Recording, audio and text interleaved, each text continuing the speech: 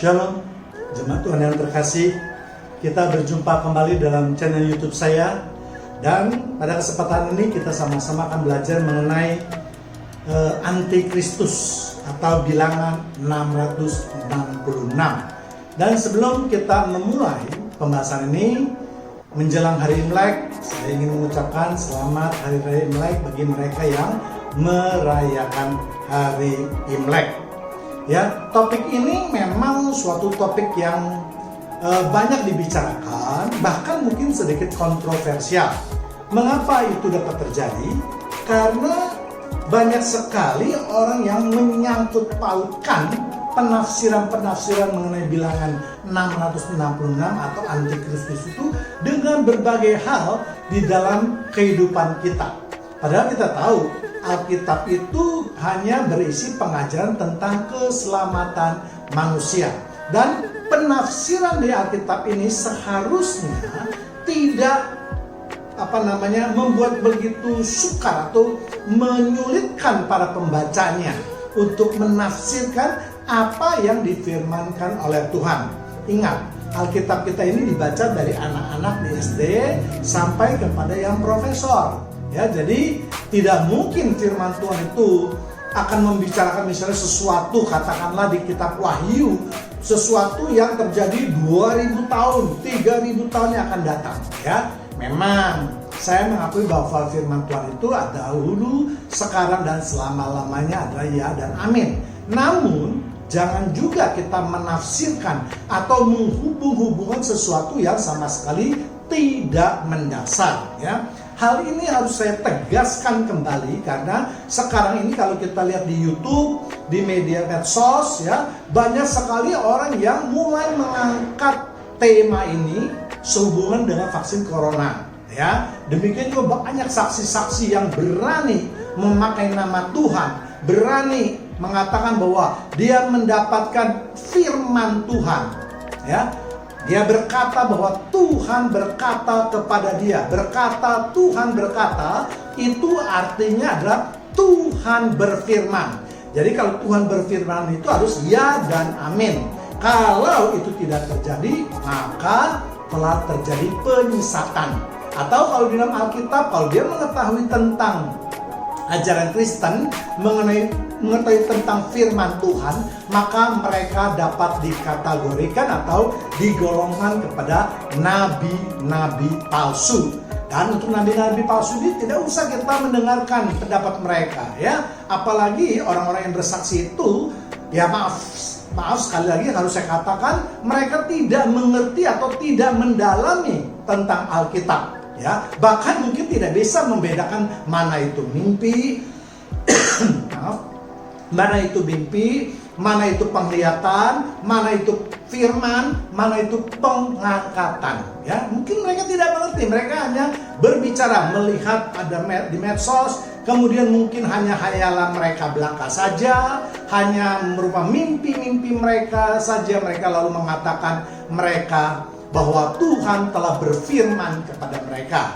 Dan untuk orang-orang yang seperti ini, yang terlalu mudah mempergunakan nama Tuhan, ingat loh, ya, firman Tuhan 10 perintah Allah mengatakan bahwa jangan menyebut nama Allahmu dengan sembarangan.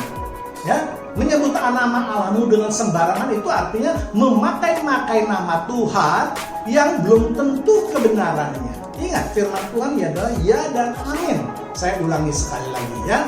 Demikian juga untuk jemaat Tuhan yang terkasih, kita tidak boleh lagi mendengar khotbah-khotbah palsu yang sudah berpuluh-puluh tahun dihembuskan namun tidak pernah menjadi suatu kenyataan.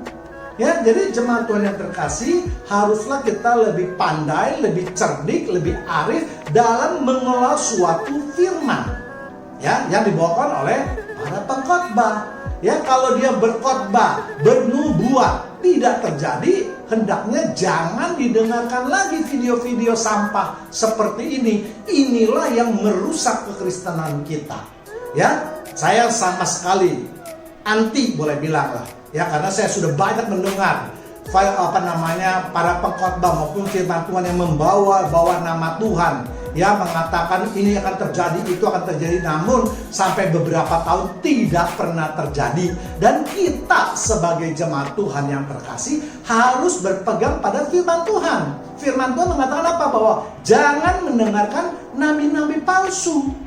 Ya, jangan mengotori hati kita dengan hal-hal seperti itu. Nanti hidup kita malah jatuh ke dalam dosa bersama mereka. Mazmur 1 ayat 1. Ya, berbahagialah mereka yang tidak berjalan dengan kaum fasik, tidak berdiri di antara kaum munafik, ya, dan tidak duduk di dalam kaum pencemooh. Ya, jadi kita harus memilah-milah diri kita, jangan sampai kita juga masuk ke dalam lingkungan-lingkungan seperti itu, ya. Jadi sekarang sebelum kita membahas mengenai antikristus atau bilangan 666, ada baiknya kita melihat dulu definisi daripada antikristus. Apa itu antikristus? Anti artinya tidak setuju atau menolak atau melawan, ya. Tidak senang, itu bisa dikatakan anti. Kemudian Kristus kita tahu adalah yang diurapi. Jadi antikristus adalah sosok atau orang yang selalu menentang Tuhan Yesus, menolak Tuhan Yesus, menolak firman-Nya, tidak mau mengakui Yesus sebagai Tuhan, ya, dan seterusnya. Ya, jadi bahkan kalau kita mau artikan lagi lebih jauh, ya. Jadi jangan cuma harfiah saja.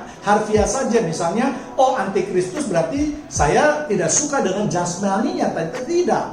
Ya, antikristus adalah sosok ataupun orang yang tidak mau menerima ajaran atau menentang ajaran Kristus. Itu disebut dengan antikristus.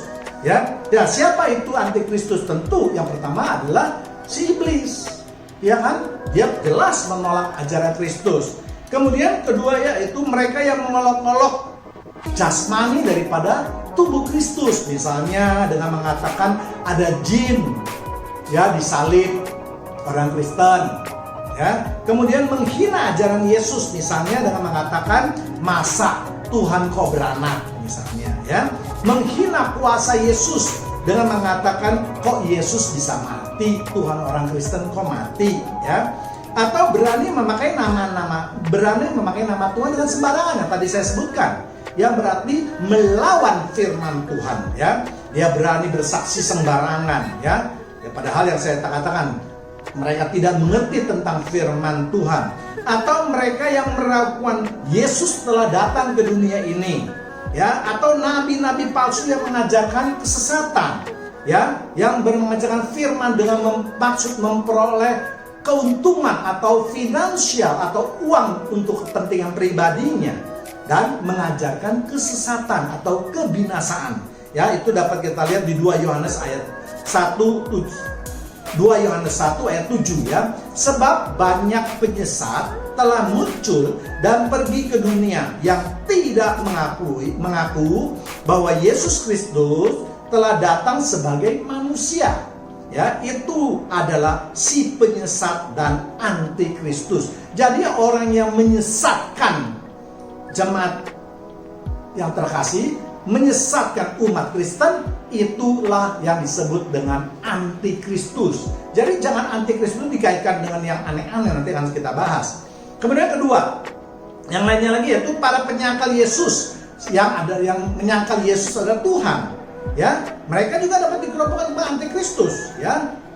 Kemudian iblis yang tadi saya sebut, ya, bapa dari segala dusta. 1 Yohanes 2 ayat 22. Siapakah pendusta itu? Bukankah dia yang menyangkal bahwa Yesus adalah Kristus? Jadi orang yang menyangkal Yesus adalah Kristus, itu adalah si pendusta. Bapa daripada si pendusta itu adalah iblis. Jadi mereka yang menyangkal Tuhan Yesus adalah pengikut iblis. Ini bukan kata saya loh, firman Tuhan loh, ya. Dia itu adalah antikristus, yaitu dia yang menyangkal baik bapa maupun anak. Ya, ini satu paket. Ya, jadi kalau ada yang menyangkal Yesus sebagai Tuhan, berarti dia juga menyangkal Bapa sebagai Tuhan. Ya, kalau dia menerima Bapa sebagai Tuhan, dia juga harus menerima Yesus sebagai Tuhan. Ya, makanya disebut Yesus dan Bapa adalah satu. Ya, sekali lagi. Jadi antikristus, sekali lagi ya, jangan hanya dikait-kaitkan juga dengan kitab Wahyu saja. Seakan-akan kitab Wahyu itulah yang membicarakan antikristus. Padahal kita tahu bahwa di kitab Wahyu itu tidak hanya berbicara mengenai antikristus, ya, banyak mengenai misalnya juga kelahiran Yesus, mengenai hukuman terhadap orang-orang yang berdosa, ya kan, mengenai hari kiamat, ya. Memang ada juga memang yang menafsirkan itu adalah untuk si penyesat atau antikristus, ya. Namun sekali lagi saya ingatkan kembali ya bahwa kalau kita menemukan seseorang yang memakai nama-nama Yesus, memakai nama Allah, tapi bernubuat tidak pernah terjadi, inilah yang sebenarnya antikristus di depan mata kita.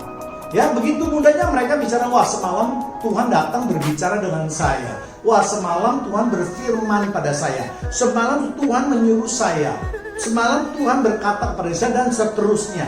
Ya, nah untuk lebih mengerti mengenai apakah memang Tuhan begitu mudah untuk berfirman tanpa maksud apapun juga, ya jemaat Tuhan dan terkasih dapat juga melihat video saya yang lain yang saya beri judul mungkinkah seseorang masuk ke surga. Ya, di situ juga ada dikupas mengenai hal ini. Yang jelas menurut saya tidak pernah Tuhan berfirman untuk hal yang sia-sia saja, yang tidak berguna, yang hanya menyenangkan seseorang. Tidak pernah. Ya, kita lihat cerita di Alkitab semuanya. Orang-orang yang diberi misi oleh Tuhan, diberi firman, diberi pengangkatan, semua adalah orang-orang yang istimewa. Ya, ini adalah pegangan kita bagi jemaat Tuhan.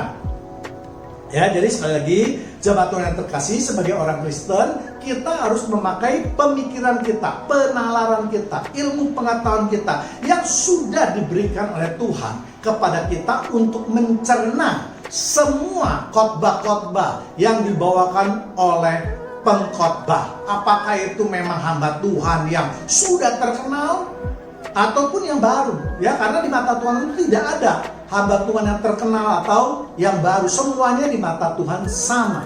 Ya, justru banyak pengkhotbah baru yang masih murni, yang tidak mengandalkan nama tenar, yang tidak memilih mencari uang.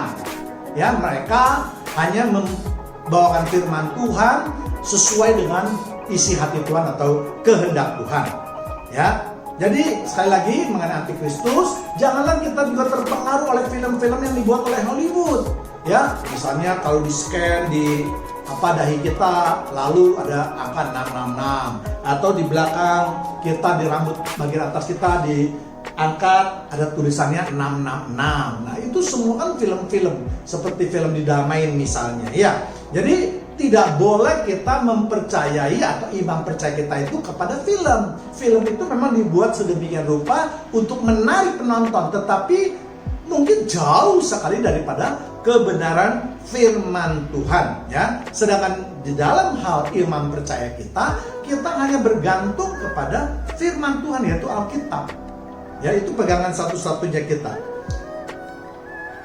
Ya, itulah sedikit mengenai pembahasan antikristus, ya. Jadi sekali lagi kalau kita berbicara di Alkitab mengenai antikristus, langsung orang menuju kepada kitab Wahyu, ya. Ya, sekali lagi, padahal sekali lagi bukan di kitab Wahyu itu tidak hanya berbicara mengenai antikristus. Ya, kalau kita bicara teliti yang tadi saya katakan, ya, kitab Wahyu itu berbicara mengenai hari kiamat, hari penghukuman manusia. Tapi kalau kita bicara benar-benar secara harfiah, maka sebenarnya itu kan kitab Wahyu itu atau penglihatan Rasul Yohanes itu ditujukan kepada 7 jemaat, ya kan? Yang memang menurut Tuhan itu harus diingatkan, ya, yaitu Smyrna, Thyatira, Philadelphia, dan seterusnya. Ya, jadi sekali lagi di kitab Wahyu itu tidak semuanya kita bisa baca dengan harfiah saja atau literal saja. tetapi kita harus juga melihat ada perumpamaan-perumpamaan dan atau simbol-simbol yang banyak dinyatakan di dalam kitab Wahyu tersebut. Ya, jadi untuk itulah maka untuk menerjemahkan suatu firman Tuhan di dalam Alkitab, ya, kita harus memperhatikan banyak hal. Bagaimana adat istiadat pada waktu itu, bagaimana budayanya, bagaimana pemikiran masyarakat orang-orang Yahudi pada waktu itu, bagaimana hukum yang berlaku, bagaimana keadaan masyarakat saat itu, dan seterusnya. Ya, yang jelas di dalam penafsiran ini tidak boleh bertentangan dengan faktor-faktor atau unsur-unsur yang tadi sudah saya sebutkan. Ya, sekarang mari kita mulai lihat di dalam kitab Wahyu. Ya, yang pertama yang paling sering dibilang ada tanda di tangan kanan dan atau pada dahinya. Ya, yaitu di Wahyu 13 ayat 16 sampai 18 kita akan baca. Dan ia menyebabkan sehingga kepada semua orang, kecil atau besar, kaya atau miskin, merdeka atau hamba, diberi tanda pada tangan kanannya atau pada dahinya, dan tidak ada seorang 17 dan tidak ada seorang pun yang dapat membeli atau menjual selain daripada mereka yang memakai tanda itu, ya, yaitu nama bilangan. Jadi tanda itu apa? Nama bilangan, nama binatang itu atau bilangan namanya. Ya, jadi tanda itu bukan tanda yang aneh-aneh, tapi nama binatang itu atau bilangan namanya. 18. Yang terpenting di sini adalah hikmat. Ya, jadi firman Tuhan mengatakan untuk menerjemahkan ayat tadi ada diperlukan hikmat. Barang siapa yang bijaksana, baiklah yang menghitung. Jadi kalau orang yang bijaksana, orang yang berhikmat, dia harus menghitung. Apa yang harus dihitung? Yaitu bilangan binatang itu. Ya, jadi angka 66 itu harus dihitung, bukan tertera, bukan tertulis. Ya, harus dihitung bilangan itu. Ya, karena bilangan itu adalah bilangan seorang manusia. Ya, jadi firman Tuhan sudah jelas mengatakan bahwa bilangan binatang itu adalah bilangan seorang manusia dan bilangannya ialah 666. Jadi di dalam Wahyu 13 tadi kita harus membaca seluruhnya dari 16 sampai 18 yang berhubungan langsung. Jadi harus memang dari 11, tapi karena waktunya sangat terbatas, saya memang membatasi 16 sampai 18, yang lainnya nanti akan kita singgung sedikit saja. Jadi tanda itu apa? Itu adalah tanda nama binatang atau nama manusia, ya, seorang manusia yang jumlahnya kalau kita hitung berarti 666, bukan 666, berbeda, ya. Kalau 666 bisa aja 666, tapi ini ada 666. Ya, jadi berdasarkan ayat tadi itulah maka kita akan membahas 4 macam. Yang pertama yaitu diberi tanda pada tangan atau dahinya. Ya, seringkali kalimat ini langsung diartikan ada yang pernah chips. Waduh, ini chips dari Amerika, Pak, sudah masuk ke Indonesia. Nanti kita sebentar lagi semua akan diberikan chips. Ya, jadi jemaat Tuhan yang terkasih, mari ya, chips atau microchips di dalam manusia itu, yakinlah bahwa tidak akan bisa mempengaruhi pikiran dan perasaan manusia. Tidak bisa. Ya, jadi memang microchips itu bisa saja pintar karena diprogram sedemikian rupa, tapi diprogram juga untuk hal-hal yang tertentu saja. Misalnya kalkulator, ya kan? Nah, itu kan dibatasi hanya untuk menghitung saja. Atau misalnya bisa juga di dalam permainan catur misalnya. Bisa. Ya, karena sudah dihitung, ada angka-angkanya. Tetapi pikiran manusia ini tidak terbatas, perasaan manusia itu tidak terbatas. Ya, manusia bisa senang, bisa sedih, itu tergantung daripada masukan daripada perasaan kita. Ya, jadi chips atau microchips sekali lagi tidak mungkin mempengaruhi pikiran manusia dan perasaan manusia. Tidak, dengan kata lain, tidak mungkin adanya microchips lalu membuat seseorang jadi antikris atau seperti zombie. Itu terlalu jauh, ya, terlalu jauh. Tadi sudah dikatakan tanda itu adalah nama binatang itu yang adalah bilangan manusia. Ya, jadi nanti kita akan kupas lagi. Ya, jadi sekali lagi, jadi ingatlah bahwa isu-isu chips ini sudah hampir kadaluarsa sebentar lagi ya. Ya kalau dulu kita lihat memang dimulai dari kartu kredit ya. Kartu kredit juga dulu orang hati-hati dengan kartu kredit. Karena ini nanti yang bisa membeli dan menjual itu ada satu. Ini hanya mengambil satu potong, satu ayat dan tidak berdasar. Ya, jadi dalam mengartikan membaca firman Tuhan, tidak boleh satu ayat diambil terus seakan-akan ayat tersebut terlepas. Ya, harus kita baca. Ini lagi bicara soal apa ini ayat? Bicara soal apa ini pasal? Jadi jangan diambil satu ayat terus dikaitkan dengan kartu kredit lah, dengan barcode lah, dengan microchips lah. Ya, dan seterusnya. Kita tahu kartu kredit itu fungsinya sampai hari ini buat apa sih? Ya, chips itu ada di KTP juga kita ada. Bahkan di handphone kita setiap hari juga kita bawa. Ya kan? Jadi kalau hanya untuk mengetahui kita berada di mana, untuk kemudahan kehidupan kita, itu tidak usah ditakuti. Firman Tuhan sudah jelas membatasi apa yang disebut dengan antikristus, itu sudah dibatasi. Ya, nanti kan kita bahas ya. Jadi sekali lagi ya, sebentar lagi saya yakin microchips itu sudah kadaluarsa, karena sekarang di Tiongkok kita lihat sudah mempergunakan face scan ya. Jadi kehidupan manusia, kita mau apa, mau belanja, mau masuk, atau mau mengetahui data-data pribadi kita, cukup face kita di scan, kemudian datanya semua ada. Ya, untuk pembayaran bisa, untuk ngotain nama, alamat, mungkin untuk data-data penyakit dan catatan-catatan lain, itu semuanya ada, nanti ada.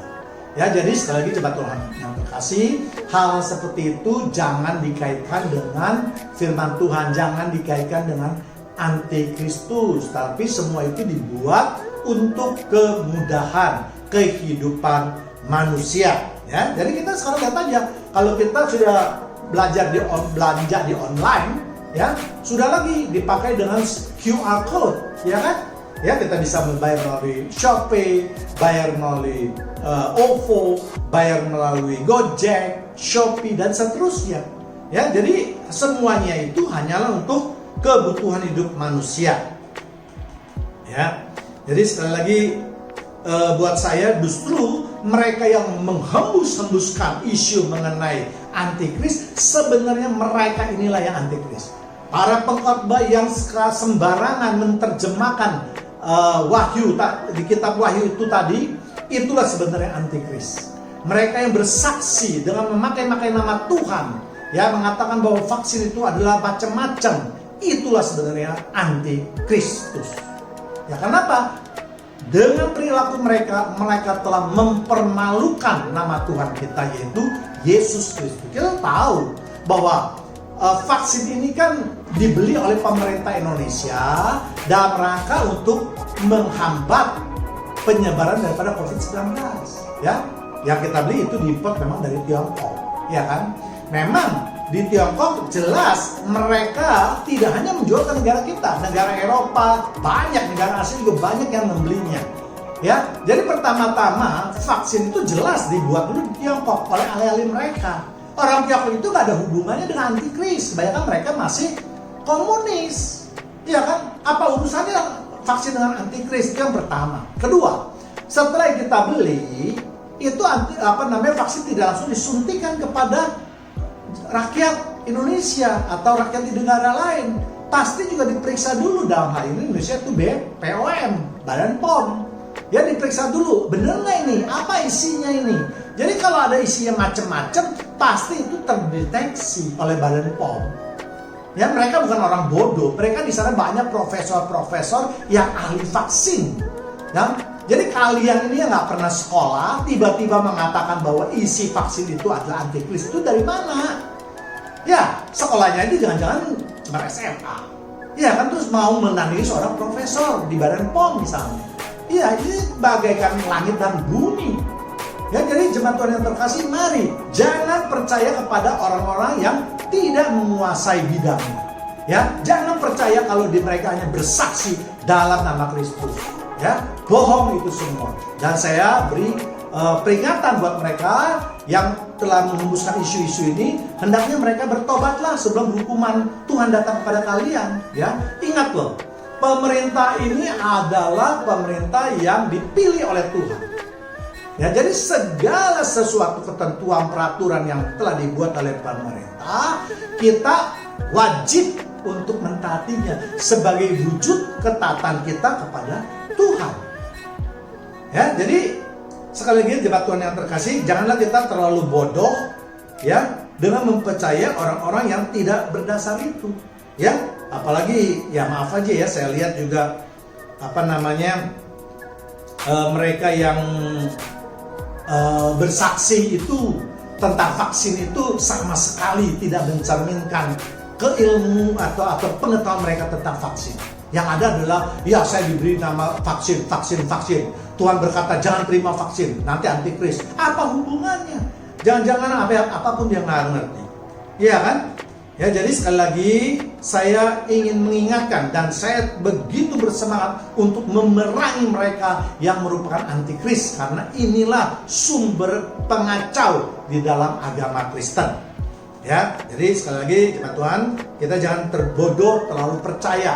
Kalau ada orang bersaksi, wah saya pernah naik ke surga, wah pernah saya bertemu dengan Tuhan semalam, wah Tuhan membisikkan macam-macam yang tidak sesuai dengan Alkitab, yang tidak sesuai dengan firman Tuhan, jangan pernah dilihat, jangan pernah ditonton. Kalau itu merupakan sesuatu di gerejamu, tinggalkan gereja itu.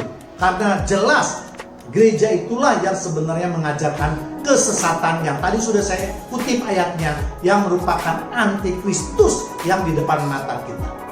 Ya, sekali lagi. Kemudian mengenai tanda di tangan dan di dahi. Ya, sebelum kita memasuki di kitab Wahyu, kita lihat dulu asal muasal tanda di tangan dan di dahi, yaitu di dalam perjanjian lama, yaitu di Ulangan 6 ayat 8. Haruslah juga engkau mengikatnya sebagai tanda pada tanganmu, dan haruslah itu menjadi lambang di dahimu. Ya, jadi ayat ini kita baca semuanya dari ayat 4 misalnya atau 6 misalnya. Ya, ayat ini berbicara mengenai Shema Israel, hukum Israel, pengakuan iman orang Israel. Ya, yaitu mengatakan Allah Israel adalah Esa, dan kasihilah Allahmu seperti engkau mengasihi dirimu sendiri, atau dengan kekuatanmu, dengan jiwamu, dengan pikiranmu.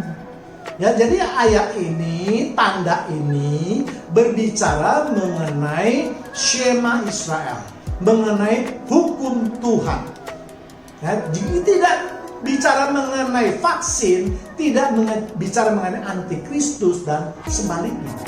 Jadi mengapa Tuhan ingin memberikan tanda di tangan atau di dahi orang Israel sebagai tanda bukti bahwa mereka adalah umat Tuhan, ya, supaya mereka ingat kalau dibawa di tangan, mereka ingat bahwa ketika melakukan perbuatan harus mencerminkan firman Tuhan.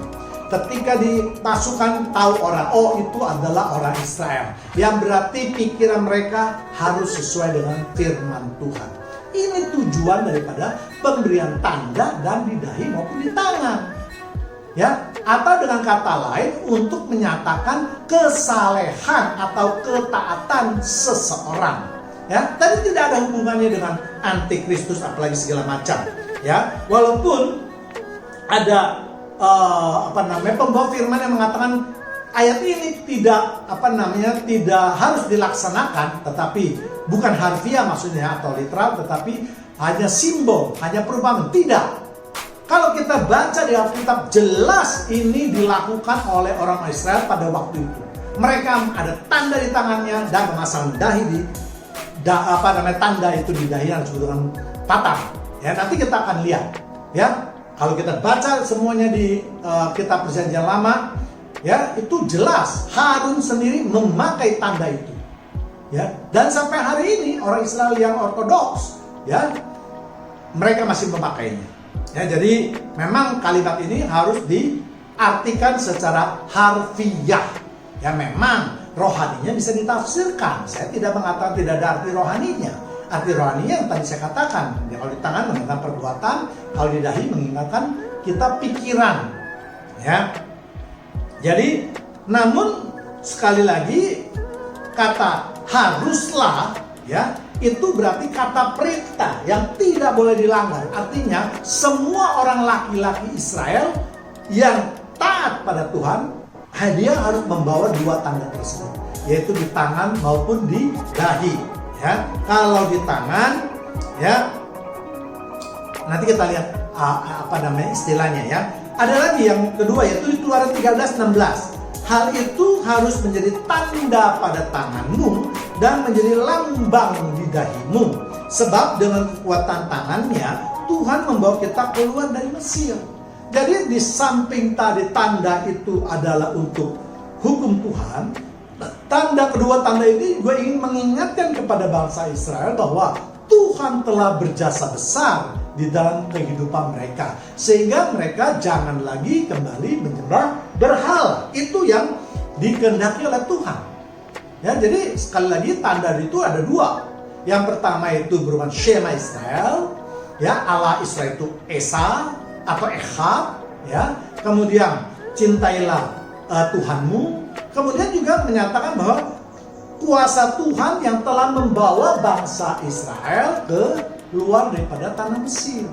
Ya, jadi ada maksud yang ingin Tuhan sampaikan kepada jemaat atau bangsa Israel untuk mengingatkan mereka akan kuasa dan kebaikan Tuhan.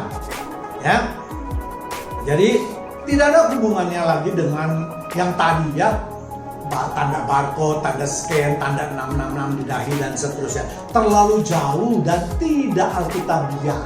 Ya, jadi nanti kita akan lihat 666 itu apa. Ya, jangan cuma 666 aja, nanti kita lihat. Ya. Kemudian kita lihat, ya. Jadi tanda yang di tangan itu yang merupakan tanda di tangan yang dipakai oleh orang-orang Israel pada zaman itu sekarang itu, atau pada zaman dahulu sampai sekarang disebut dengan tefillin shel yad, atau biasa umumnya disebut dengan tefillin saja, tanda tefillin baik yang di tangan maupun di dahi. Tapi kalau kita mau lebih teliti lagi, maka sebenarnya bisa disebut dengan tefillin shel yad, sedangkan yang dipakai di dahi itu biasa disebut dengan tefillin shel ros, atau di dalam Alkitab diterjemahkan dalam bahasa Indonesia disebut dengan patang. Ya, jadi patang itu adalah kotak kecil yang di dalamnya dituliskan firman Tuhan, terus kemudian diikatkan di kepala daripada orang-orang Israel, termasuk Harun sebagai imam besar. Dia juga pakai itu kalau kita baca di dalam Alkitab. Ya. Ya, misalnya di Keluaran 28 ayat 37. Haruslah patang itu engkau beri tali ungu tua, dan haruslah itu dilekatkan pada serban di sebelah depan serban itu. Ya, atau di Keluaran 39 ayat 30, dibuatlah mereka patang jamang yang kudus dari emas murni, dan pada jamang itu dituliskan tulisan diukirkan sebagai meterai, kudus bagi Tuhan. Ya, jadi tanda itu jelas sekarang, ya, asal muasalnya ada di dalam kitab Perjanjian Lama, yaitu di kitab Keluaran. Ya, ada juga memang tanda lain yang Tuhan berikan. Ya, misalnya tanda T, ya, di Perjanjian Lama di Yehezkiel 9:4 dan 6. Firman Tuhan kepadanya, berjalanlah dari tengah-tengah kota, yaitu Yerusalem, dan tulislah huruf T pada dahi orang-orang yang berkeluh kesah karena segala perbuatan-perbuatan keji yang dilakukan di sana. 6. Orang-orang tua, teruna-teruna, darah-darah, anak-anak kecil dan perempuan-perempuan bunuh dan musnahkan. Tetapi semua orang yang ditandai huruf T itu jangan singgung. Dan mulailah dari tempat kudusku. Lalu mereka mulai dengan tua-tua yang berada di bait suci.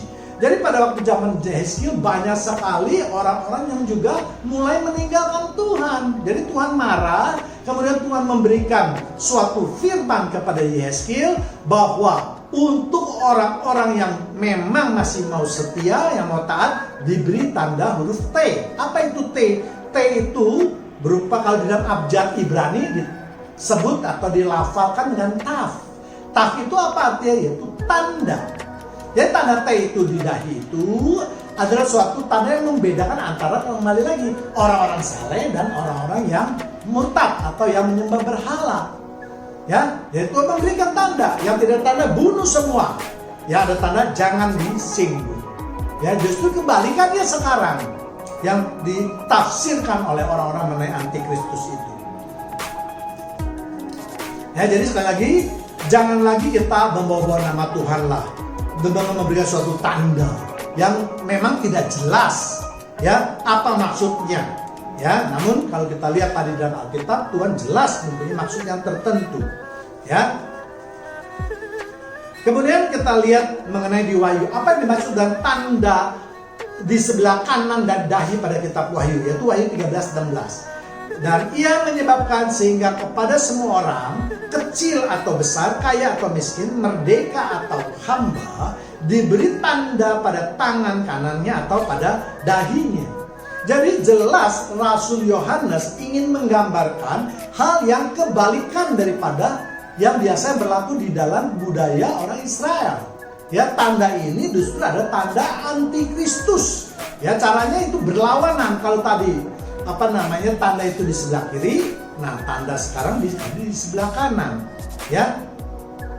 Kemudian kalau kita baca dengan teliti di ayat 13 ini sebenarnya bab bicara orang yang menentang Kristus pada waktu itu dengan memberikan, misalnya mereka menyembah patung atau menyembah kaisar, ya, sehingga diibaratkan sebagai binatang yang berkuasa. Nanti kita akan lihat apa itu arti binatang itu, ya, dan segala sesuatunya.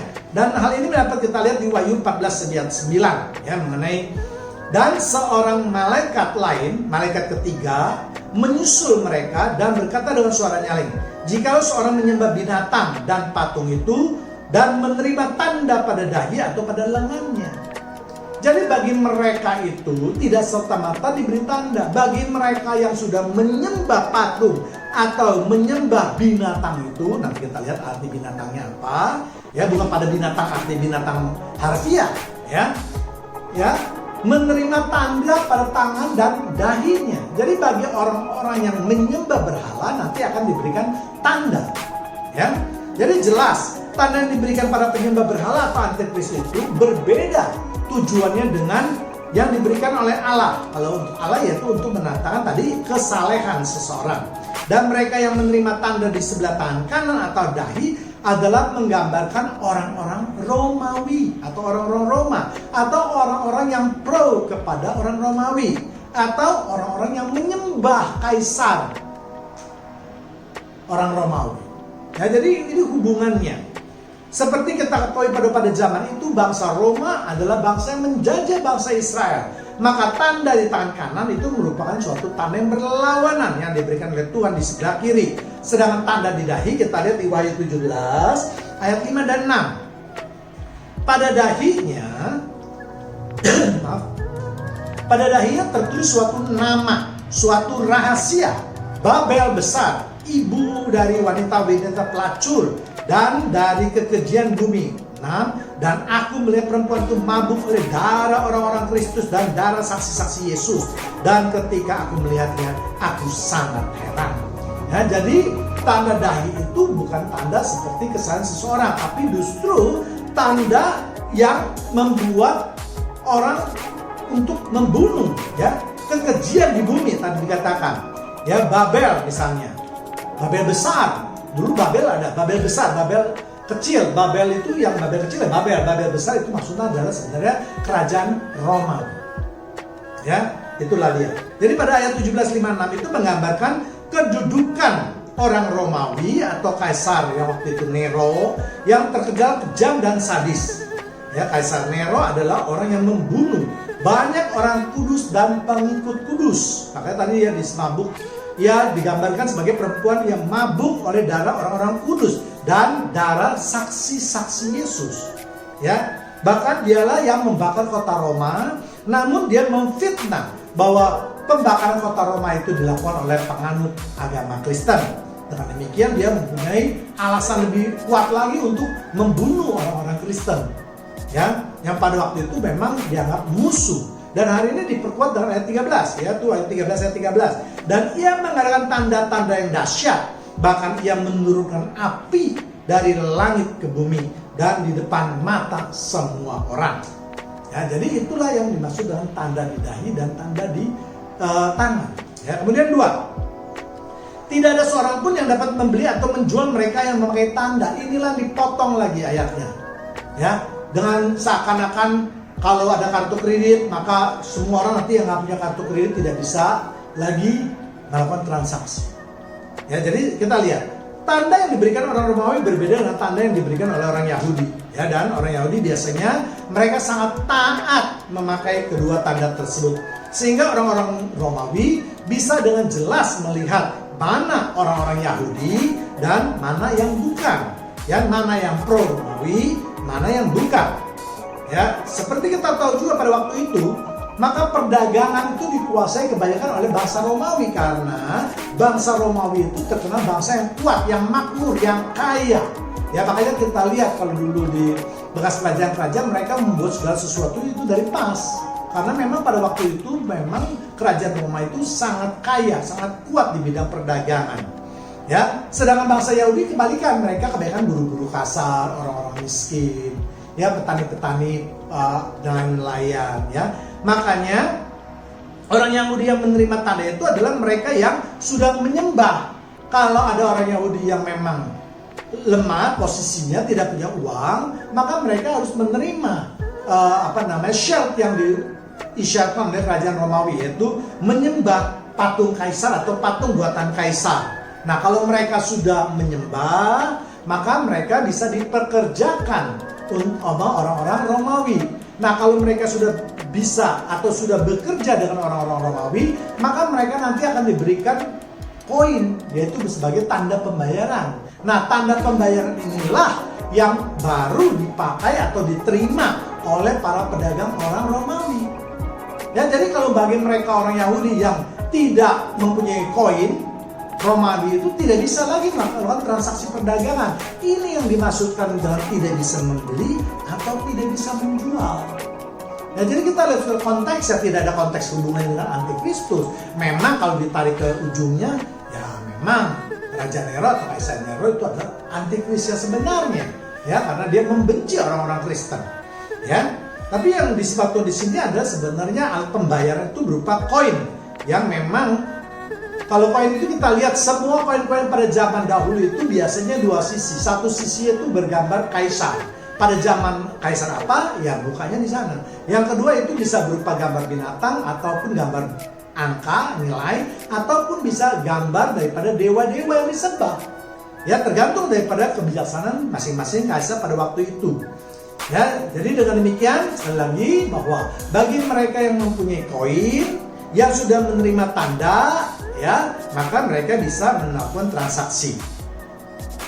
Kemudian ketiga yaitu nama binatang dan bilangan itu. Pemberian nama binatang sebanyak 4 macam di Alkitab itu selalu dikaitkan dengan 4 kerajaan. Ya, jadi kalau kita baca Alkitab, di mana nanti disebutkan ada 4 binatang yang aneh-aneh, itu menyatakan kerajaan. Yang pertama yaitu Raja Babel. Ya, yang kedua yaitu Raja Persia. Yang ketiga yaitu Raja Yunani, dan yang keempat yaitu Kerajaan Romawi. Jadi 4 kerajaan inilah paling sering disebut di dalam Alkitab. Jadi jangan kalau dibilang ada binatang yang digambarkan aneh-aneh, terus kita membayangkan, wah pada waktu itu ada binatang yang mukanya seperti singa, kakinya seperti beruang, badannya seperti macan tutul. Tidak pernah ada hal seperti itu. Ya, itu hanya suatu simbol. Ya, makanya kita dalam membaca Alkitab harus mengerti simbol-simbol itu. Ya, kita lihat di Daniel 7 ayat 23. Maka demikianlah katanya binatang yang keempat itu ialah kerajaan yang keempat. Ya, jadi kalau yang pertama tadi apa? Babel, yang kedua Persia, yang ketiga Yunani, yang keempat yaitu Romawi. Ya. Jadi saya ulangi lagi, maka demikianlah katanya binatang yang keempat itu ialah kerajaan yang keempat yang akan ada di bumi, yang akan berbeda dengan segala kerajaan dan akan menelan seluruh bumi, menginjak-injaknya dan meremukannya. Ya. Jadi sekali lagi nama binatang itu bukan binatang yang aneh, tapi menjaminkan kerajaan. Dalam hal ini adalah kerajaan Roma atau kaisarnya boleh bilang, karena dia kaisar yang memimpin kerajaan itu. Ya, memang Kaisar Nero ini dijuluki antikris karena yaitu yang disebut tadi, tindak lanjutnya sangat kejam. Dia membunuh orang-orang Yahudi, dia bisa membunuh orang-orang hidup Yahudi, dia bisa memberikan makan kepada orang Yahudi, kepada binatang buas dan seterusnya. Bahkan kalau kita baca di sejarah, Raja Nero ini tega juga membunuh adiknya, bahkan ibu angkatnya pun dibunuhnya. Pokoknya setiap orang yang dicurigai, setiap orang yang tidak disenangi pasti dibunuh oleh Raja Nero. Ya, begitu kejamnya dia. Ya. Kemudian bilangan, bagaimana yang disebut bilangan itu? Nah, bilangan yang tadi sudah kita ketahui, banyak sekali orang tahu 666. Wahyu 13 ayat 18. Yang terpenting di sini adalah hikmat. Saya lagi kembali baca pelan-pelan. Barang siapa yang bijaksana, baiklah ia menghitung. Bukan hanya lihat ada tulisan 666. Menghitung. Berarti harus dijumlah. Ya. Bilangan binatang itu, karena bilangan itu adalah bilangan seorang manusia. Jelas. Kalau kita mengatakan bilangan binatang itu, tapi binatang itu bukan binatang yang tadi disebutkan yang aneh-aneh, tetapi bilangan itu adalah seorang manusia. Ya, dan bilangannya ada 666. Ya, jadi ayat 18 ini sangat kita harus membaca dengan hati-hati dan perlu hikmah. Jangan hanya ditafsirkan ada 666 sudah selesai ya. Ya, jadi sekali lagi bilangan itu adalah tidak berhubungan dengan penyakit, tidak berhubungan dengan vaksin, tidak berhubungan dengan alat-alat teknologi dan lain-lainnya. Bilangan ini berhubungan dengan bilangan manusia yang jumlahnya adalah 666. Nah, bagaimana kita bisa tahu bahwa bilangan manusia itu 666? Memang di dalam bahasa Ibrani atau orang-orang Yahudi hal ini bukan sesuatu yang aneh. Karena sejak zaman dahulu orang-orang Yahudi itu sudah memakai suatu perhitungan yang berdasarkan gematria. Gematria itu apa? Artinya seorang punya nama itu bisa diberikan suatu angka yang nanti akhirnya mencerminkan keadaan orang itu. Ya, gematria jumlah misalnya di dalam bahasa Ibrani ya, misalnya yaitu Alef 1, Bet 2, ya kan, kemudian Gimel 3, Dalet 4 dan seterusnya. Jadi setiap angka-angka itu diberi tanda sesuai dengan urutannya, ya. Nah, sekarang kita lihat juga bagaimana menghitungnya. Cara menghitungnya yaitu seperti kita tahu bahwa kalau dia misalnya katakanlah tadi namanya bagaimana, kemudian dikasih nama angka berapa, kemudian dijumlah angkanya. Nanti akan saya berikan contoh, ya. Nah, kita lihat, ya, karena disebut dengan bilangan manusia, maka ini jelas kalimat ini atau simbol ini ditujukan kepada Kaisar Nero, ya, di mana Kaisar Nero itu di dalam penulisannya di dalam huruf Ibrani adalah Neron Caesar, ya. Nanti inilah gambarnya, Neron Caesar, ya. Kita lihat ya. Nah, untuk menghitungnya saya kasih lihat dulu, inilah gematria daripada perhitungan di dalam abjad Ibrani, ya, supaya tidak salah. Ini dia gambarnya. Kemudian kita lihat Neron, N-nya itu 50. Ingat ya, di dalam bahasa Ibrani tidak ada huruf vokal, ya, semuanya diberi nikut, ya. Kemudian R-nya, raise itu adalah 200. Kemudian O-nya 6, O-nya itu dari kata vav, ya, vav itu diberi nikut sehingga dibacanya O. Kemudian N-nya itu 50. Kemudian Kaf atau Q itu adalah 100. S atau Sameh dalam bahasa Ibrani adalah 60. Dan R atau raise itu tadi adalah 200. Jadi kalau semua tadi angka itu dari 50, 200, 6, 50, 100, 60, dan 6 dijumlahkan, maka nilainya adalah 666. Ya, jadi sekali lagi itu perhitungan baru tepat. Jadi jangan ada hubungannya dengan angka digital diskan keluar 666. Apalagi sekarang juga di disambung menyambung dengan vaksin corona, di mana vaksin itu tertulis misalnya sebentar ya, saya cari. Nah, ini vaksin corona C itu 3 dan bahasa Indonesia, O itu 15, L itu 18, O itu 15, M itu 14, A itu 1, kemudian dijumlah ini 66. Coronanya ada 6 huruf, 6. Jadi 666. Ini jelas ngawur. Ya, tidak mengerti, mencocok-cocokkan atau cocok logis saja sehingga dia mau menemukan angka 666 tadi. Ya, padahal tadi di gematria itu tidak begitu hitungannya. Ya. Nah, sekarang kita akan melanjutkan. Jadi kalau kita mau lebih jelas lagi di dalam Wahyu 13 ayat 16 sampai 18, itu kita gambar atau kita tarik sampai dari ayat 11 sampai 18. Kita lihat apakah memang benar ini menggambarkan Kaisar Nero. Ya.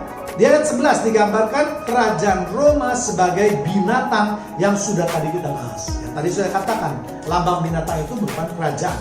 Sedangkan tanduk itu berarti dia suka menyerang. Ya, karena domba itu, kerajaan itu tidak ada tanduk sebenarnya. Dan yang berbicara seperti naga. Naga itu apa? Perlambangan daripada iblis. Jadi semua perkataan, semua sabda yang dikeluarkan oleh Nero itu tidak ada yang benar atau tidak ada yang baik. Ya, semuanya itu seperti iblis, membunuh, menghujat, menghukum dan seterusnya. Ya. Kemudian ayat 12 menyatakan kekuasaan Nero, Kaisar Nero begitu besar sehingga semua orang itu harus menyembah dia. Ya, kemudian ayat 13 menyatakan bahwa atas perintah Kaisar Nero, kota Roma dibakar dan banyak orang yang menyaksikan perbuatan yang kejam tersebut. Karena kota dibakar itu bukan hanya bangunan, termasuk orang-orang di dalamnya, semuanya itu penduduk kota Roma, atau bukan tidak semua, tapi sebagian besar akan mati. Ya. Kemudian ayat 14 sampai 15 menyatakan perintah Kaisar Nero untuk membuat patung dan semua orang harus menyembah berhala. Ya, bila mana ada yang membangkang pasti dibunuhnya. 16 sampai 17 atas dasar perintah Kaisar Nero itu menerapkan perbedaan antara orang yang pro, orang Romawi atau kerajaan Romawi, dan kontra atau yang tidak pro kepada Kaisar, ya, yaitu dalam menetapkan tanda dan alat pembayaran yang tadi sudah kita bahas, sehingga hanya orang-orang tertentu saja yang bisa melakukan transaksi. Ya, ayat 18 menyatakan bilangan itu adalah bilangan manusia. Sekali lagi ya, bukan bilangan yang aneh-aneh yang tadi sudah juga kita bahas. Ya, jadi sekali lagi mari jemaat Tuhan yang terkasih, di dalam baca firman Tuhan jangan sepotong-sepotong. Memang sekarang ada usaha untuk mempersatukan alat pembayaran. Maksudnya apa? Supaya negara lebih efisien, orang lebih efisien, ya, tidak menghitung-hitung uang, ya, sehingga negara bisa lebih stabil, ya, karena tidak diperlukan cetak uang. Manusia juga tidak perlu taruh uang di rumah terlalu banyak, semuanya urusan di perbankan. Itu tujuan utamanya, ya. Jadi jangan dikaitkan dengan antikristus, apalagi dikaitkan dengan beberapa tokoh, misalnya Bill Gates, ya, Barack Obama kadang-kadang, ya. Ya, jadi memang apalagi vaksin, ya, orang banyak sekali sekarang isunya bahwa oh, ini Bill Gates membuat vaksin, nanti semua orang menjadi antikris. Memang mungkin, ya, Bill Gates itu saya tidak tahu, saya tidak mengenal beliau dengan lengkap. Mungkin dia bisa ateis, ya. Tapi yang kita yang kita lihat tindak tanduknya, Bill Gates itu kalau kita baca banyak sekali melakukan pekerjaan sosial, dia membiayai sosial, dia membantu orang-orang di Afrika itu sampai ratusan juta dolar. Ya, sedangkan banyak orang Kristen yang kaya, saya jarang melihat bahwa mereka itu turut serta untuk menolong sesama manusianya. Ya, jadi menjadi Kristen jangan bangga dengan predikat Kristennya. Jadi apa yang sudah kamu lakukan? Ya, Bill Gates contohnya tadi, walaupun dia mungkin bukan Kristen, tetapi dia sudah melakukan ajaran Kristus. Tapi ini yang jauh lebih penting. Ya, iman tanpa perbuatan adalah mati. Ya, jadi kalau kamu juga orang Kristen, perbuatan kamu itu cuma mengembus-ngembuskan isu-isu yang tidak baik, jelas kamu itu tidak Kristen. Ya, Kristen itu cuma Kristen KTP saja. Ya, kemudian kita lihat yang terakhir yaitu mengenai kata hikmat tadi. Ya, ayat 28-28. Tetapi kepada manusia yang berfirman, Sesungguhnya takut akan Tuhan itulah hikmat, dan menjauhi kejahatan itulah akal budi. Ya, sedangkan hikmat menurut KBBI adalah kebijakan atau kearifan. Ya, jadi arti hikmat menurut Alkitab takut akan Tuhan, menurut berbahasa Indonesia kebijakan atau kearifan. Jadi di dalam menerjemahkan ayat tadi, Rasul Yohanes atau firman Tuhan sudah mengingatkan perlunya hikmat, takut akan Tuhan. Apa itu takut akan Tuhan? Yaitu perbuatan-perbuatan tadi, ya. Dengan menghembuskan isu-isu tadi itu, kamu tidak takut akan Tuhan. Karena isu yang kamu hembuskan itu adalah perbuatan dosa yang tidak berdasar. Apalagi kamu memakai nama-nama Tuhan, membawa-bawa nama Tuhan. Ya, jadi sedang menurut bahasa Indonesia jelas. Kalau kita mau menerjemahkan itu, kita harus arif dan bijaksana. Apa artinya? Pemikiran harus terbuka, melihat ayat-ayatnya. Jangan cuma ayat 1-2 ayat saja. Kalau perlu, semua ayat yang berhubungan itu dibaca dan direnungkan.